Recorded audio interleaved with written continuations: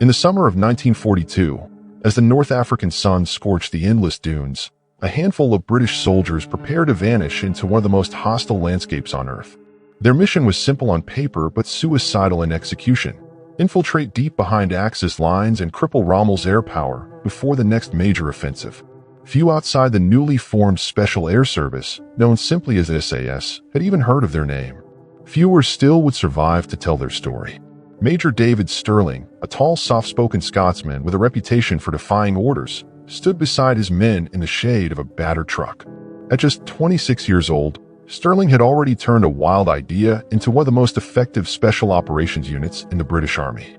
His concept was revolutionary: small mobile teams capable of striking airfields, fuel depots, and communication hubs hundreds of miles behind enemy lines. On this July morning, he briefed his men on Operation Bigamy, an assault designed to hit Axis airfields scattered across Cyrenaica, in what is now eastern Libya. The plan was daring.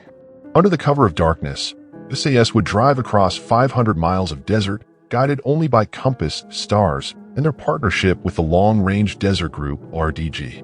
Their goal: destroy as many German and Italian aircraft as possible before they could threaten Allied forces massing under General Montgomery for the coming push at El Alamein. "We're not fighting the desert," Stirling told them. "We're using it. It's our greatest ally if we can survive it."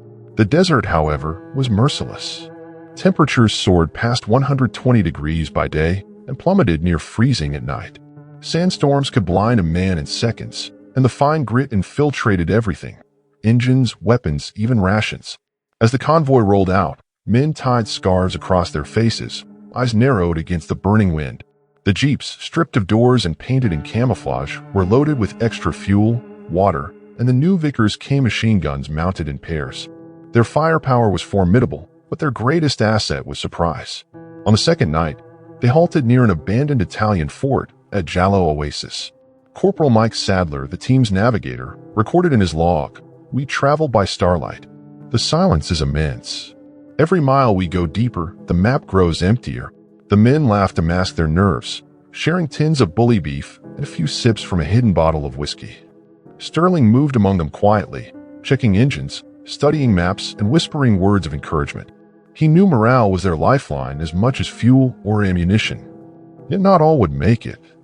One patrol jeep broke an axle on the rocky terrain and was abandoned.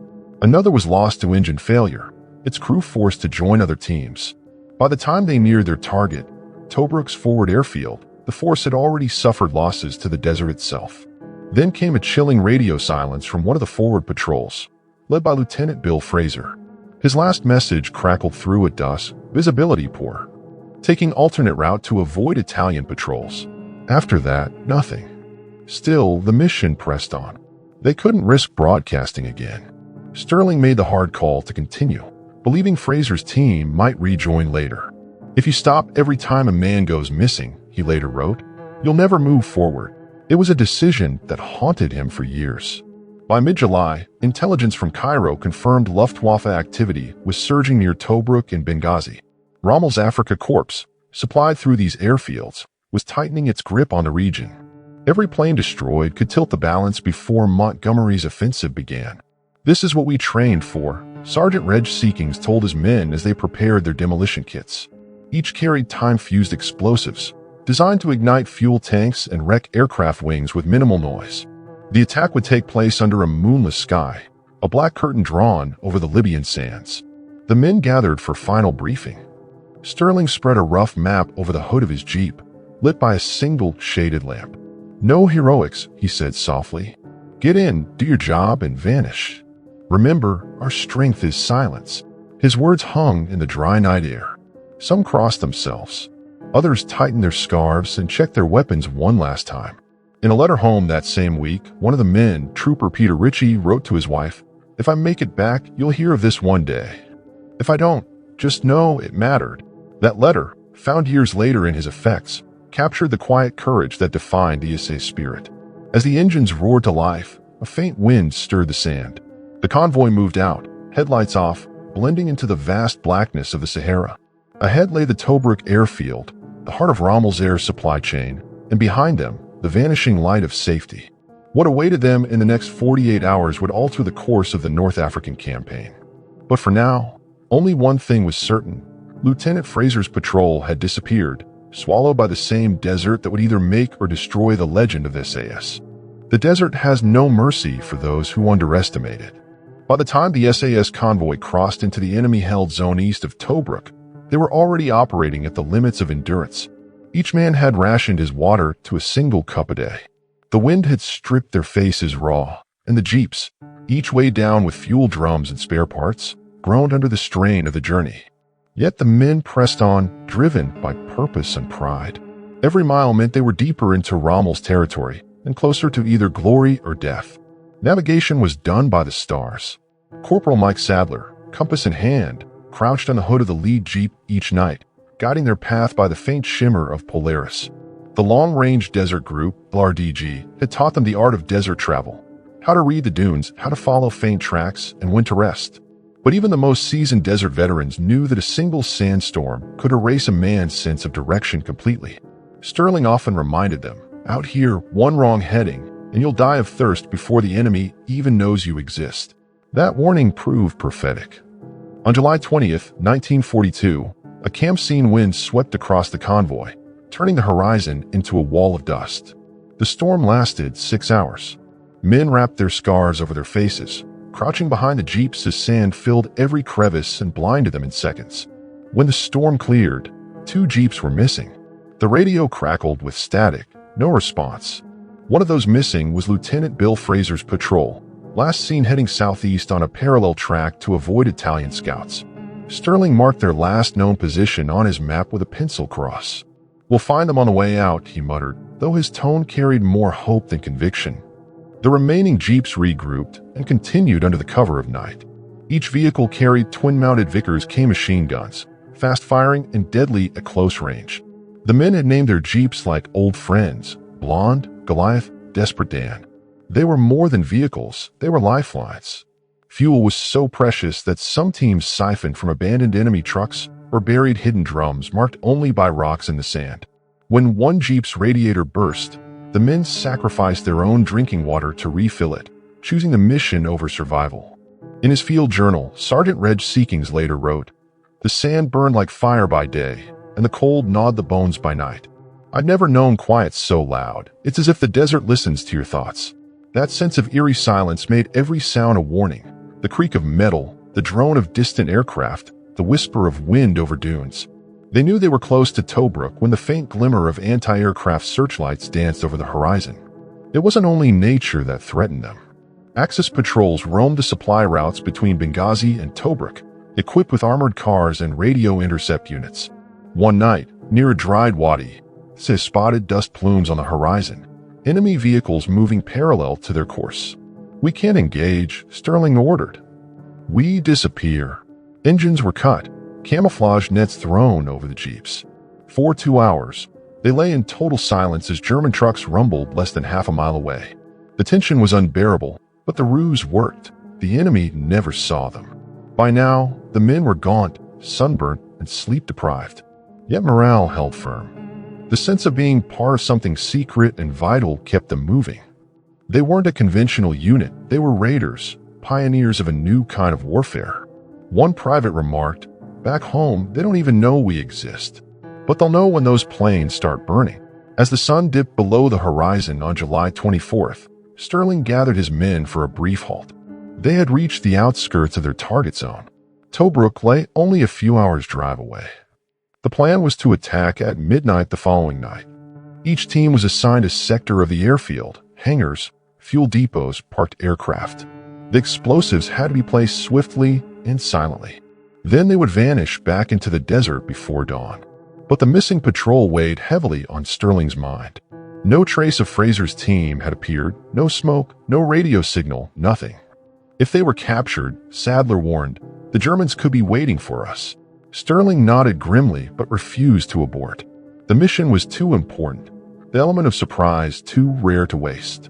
He ordered strict radio silence from that moment on. Before setting off, Sterling wrote a single line in his small notebook, "Fraser, north of Tobruk? Gone to the sands." The phrase would later puzzle historians, as no record of Fraser's last position ever surfaced in official war diaries. Some believe the patrol had discovered something unexpected, perhaps a secret fuel dump or a hidden convoy, and chose to investigate. Others think they were ambushed and buried by the desert itself. At dawn, the SAS men watched the first Axis aircraft taking off from Tobruk's runways, targets that would soon burn under the Libyan night. Sterling looked out across the dunes, the rising sun casting long shadows over the jeeps. The men tightened their goggles and prepared for what was to come.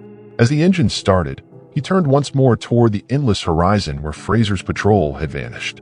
"The desert takes what it wants," he said quietly. "Let's make sure it takes them with it." By nightfall, the SAS would strike Tobruk in one of the most audacious assaults of the North African campaign, but the price had already begun to show. The desert was keeping its secrets, and one of them bore the name Bill Fraser. Midnight, July 26, 1942. The desert was a sea of darkness.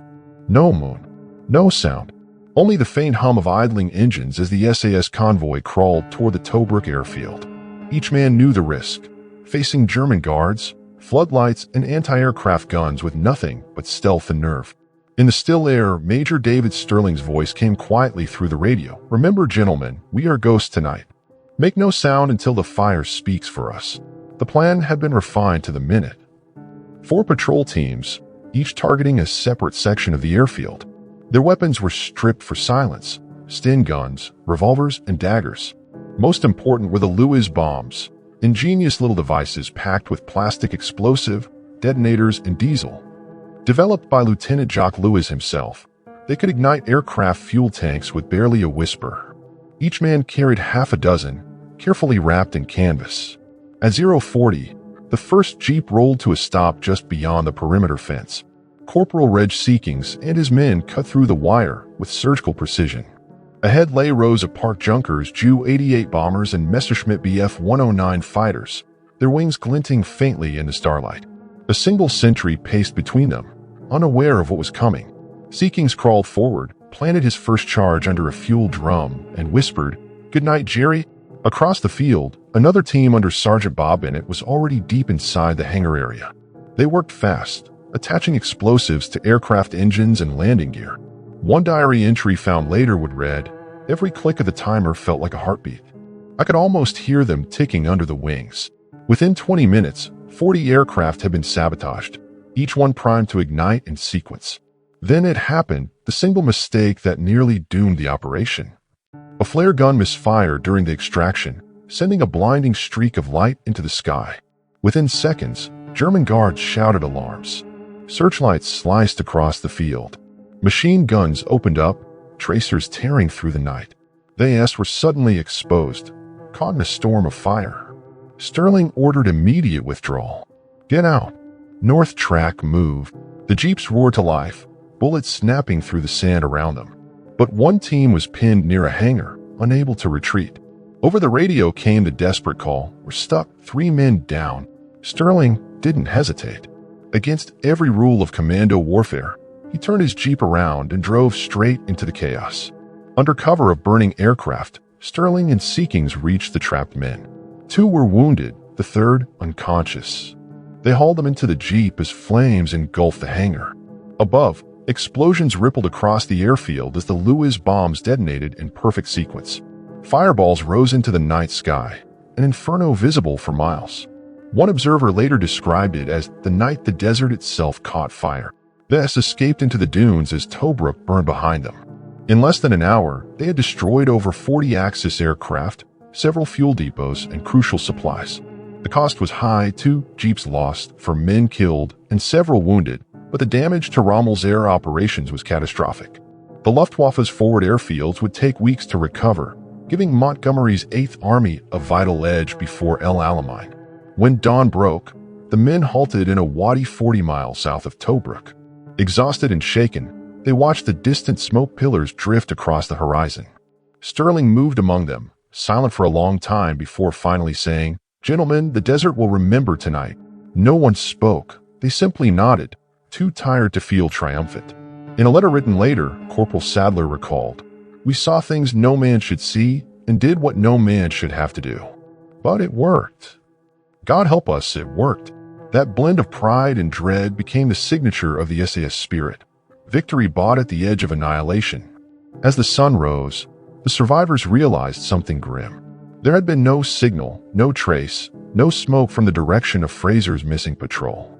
If they had been near Tobruk during the raid, they should have seen the explosions or joined the chaos. But there was nothing. Sterling made a note in his field journal: Fraser absent at target, possibly compromised. Investigate upon return. It was the last written record of Fraser's name during the war. The men refueled and prepared for the long, dangerous journey home. Ahead lay hundreds of miles of desert, enemy patrols, and dwindling supplies. Yet as they set off, one of the wounded men whispered from the back of a jeep, "We're not alone out here. Someone's been watching us." Sterling turned, scanning the horizon. Nothing but sand and silence. He dismissed it as shock, but deep down, he couldn't shake the feeling that somewhere out there, beyond the dunes, the desert was still keeping its secrets. The raid was over, but the mystery of Fraser's patrol had only just begun. The desert was not finished with them. By dawn on July 27, 1942, the SAS convoy was a battered column of men and machines crawling across the Libyan sands. The raid on Tobruk had been a blazing success, 40 Axis aircraft destroyed, several fuel dumps obliterated, but now came the true test, the retreat. They were 500 miles from safety, hunted by German reconnaissance planes and patrols that had already been alerted to their presence.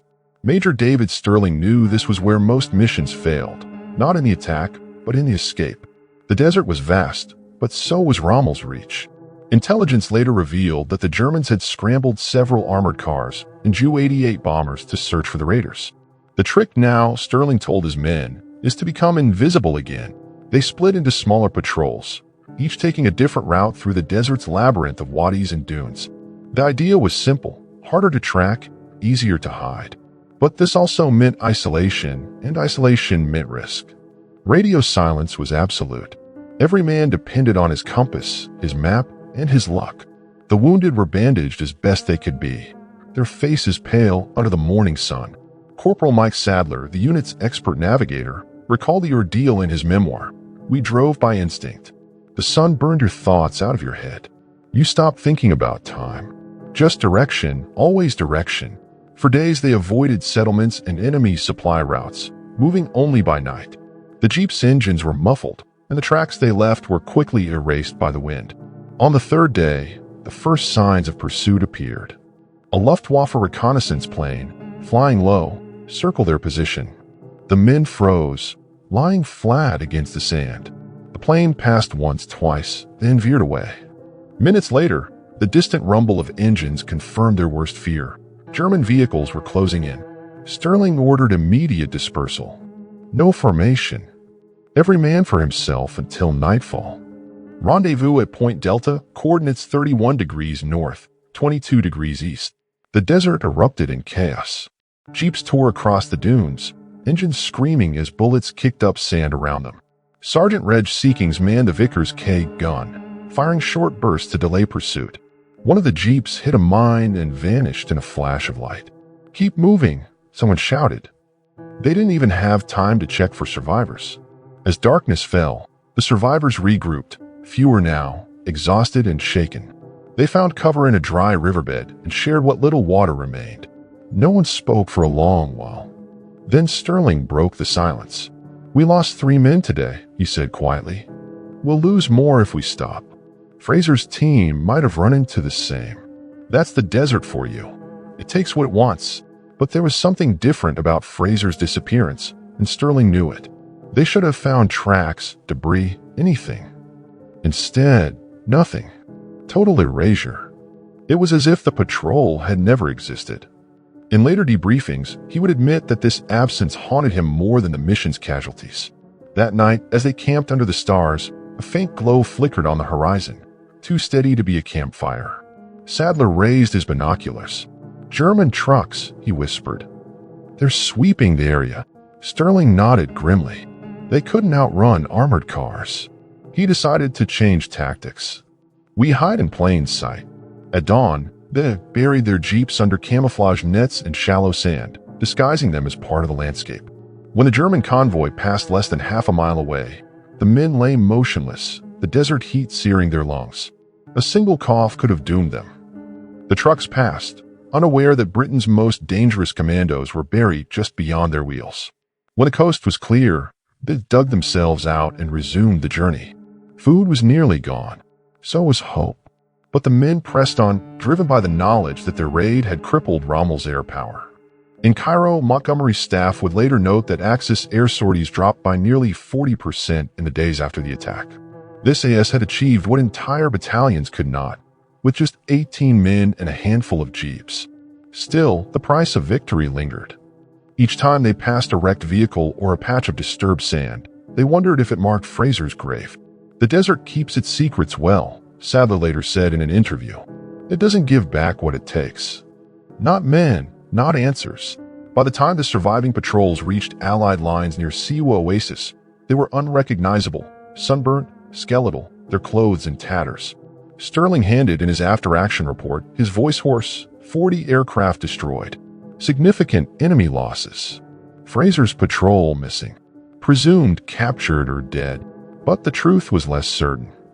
Post-war analysis would show no German record of capturing any British commandos near Tobruk that week. No graves. No reports. Nothing. The men had simply vanished. And yet, weeks later, a British reconnaissance pilot flying over the Libyan desert spotted something strange. A pattern of tire tracks far from known routes, leading east into the sand, then stopping abruptly near Kufra. No sign of a fight. No wreckage. Just a trail ending in nothing. What had Fraser's patrol found out there? Why had they broken from the route? Sterling could only guess. Some secrets, he later wrote, belonged to the desert alone. Their mission was over, but the shadow of that disappearance followed the SAS for years to come, a reminder that even victory in war can leave questions that time refuses to answer. By August 1942, the Desert War was shifting. Montgomery's forces were gathering strength at El Alamein, preparing for the decisive strike that would turn the tide of North Africa. In Cairo, Major David Sterling submitted his report, meticulously written, yet marked by one haunting omission: the unexplained disappearance of Lieutenant Bill Fraser and his 5-man patrol. Officially, they were missing in action. Unofficially, the SAS men refused to believe it ended there. Fraser wasn't the type to die quietly, Corporal Mike Sadler later said.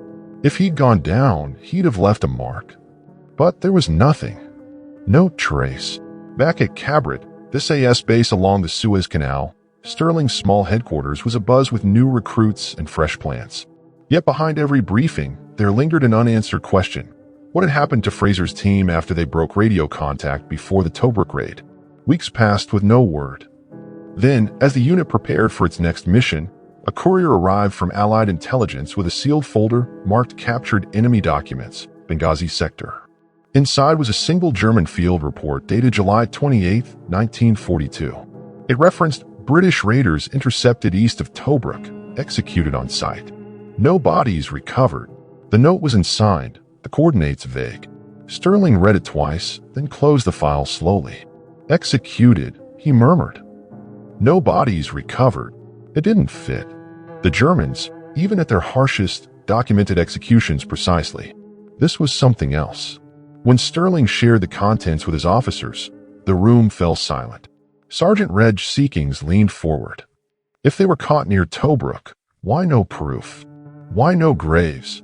He glanced toward the desert map spread across the table. Unless they weren't where they were supposed to be. The idea was troubling, but possible. Fraser's patrol had been ordered to approach Tobruk from the south, yet their last transmission suggested a shift eastward toward Kufra. What lay out there, in the empty stretch of desert between Tobruk and the Egyptian border? Nothing, at least officially. But Allied aerial photos from that period later revealed faint vehicle tracks heading into what appeared to be an uncharted supply route. One theory emerged within the SAS ranks. Fraser's patrol had stumbled upon something Rommel's forces didn't want discovered. A hidden fuel depot? A secret convoy route? Perhaps even an unrecorded Axis meeting point for air supply operations. Whatever it was, the Germans might have erased all evidence, including the men who found it.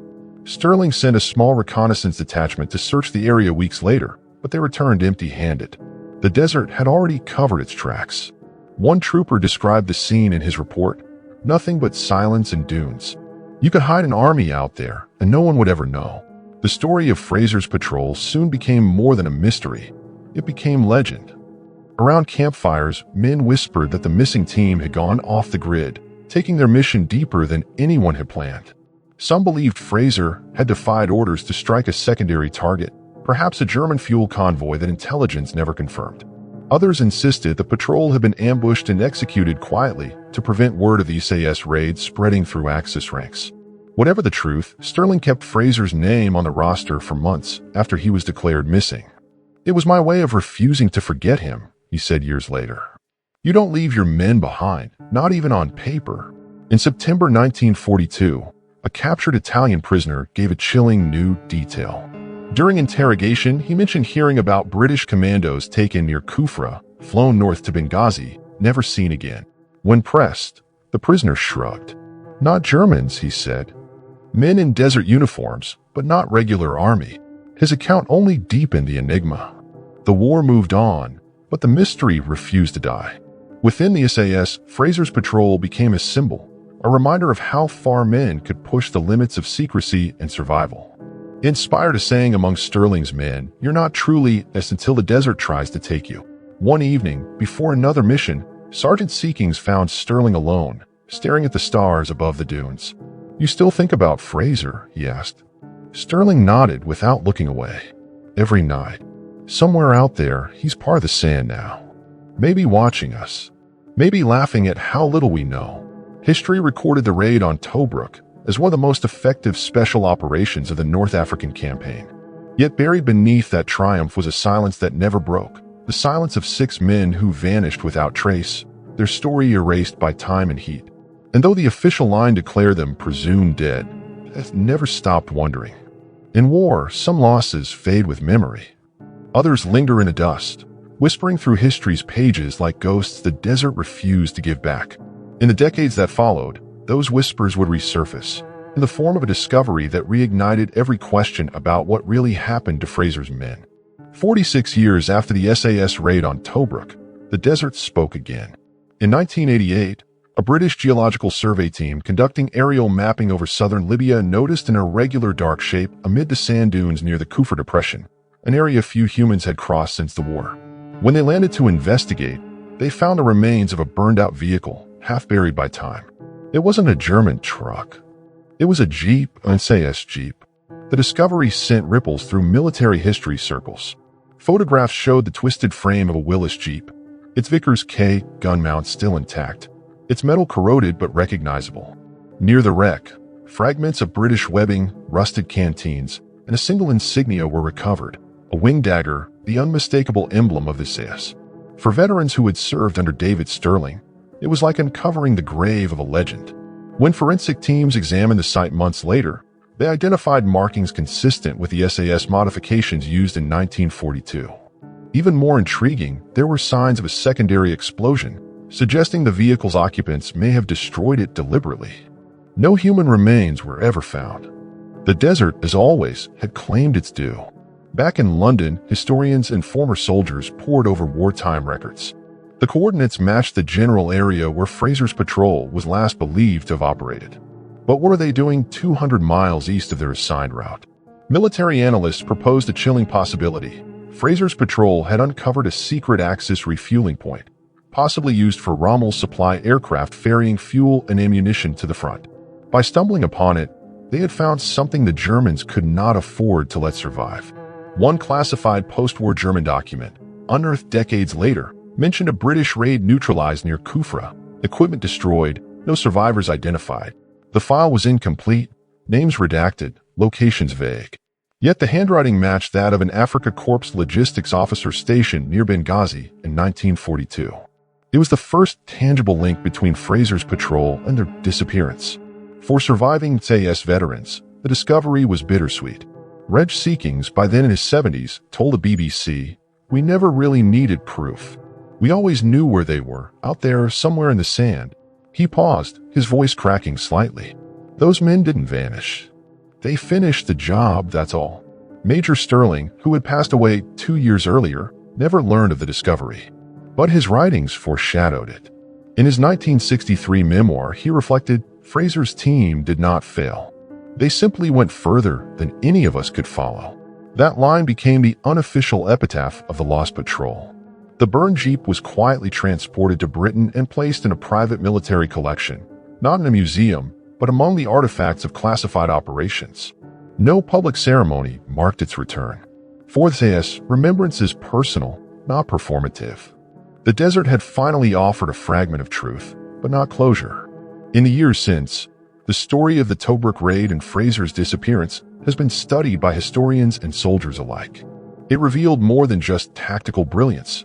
It revealed the psychological toll of pioneering a new kind of warfare.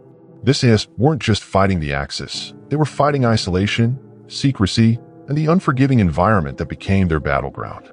One historian wrote, "The North African desert was both enemy and ally, a blank canvas upon which courage, ingenuity, and sacrifice were written in sand, then erased by wind."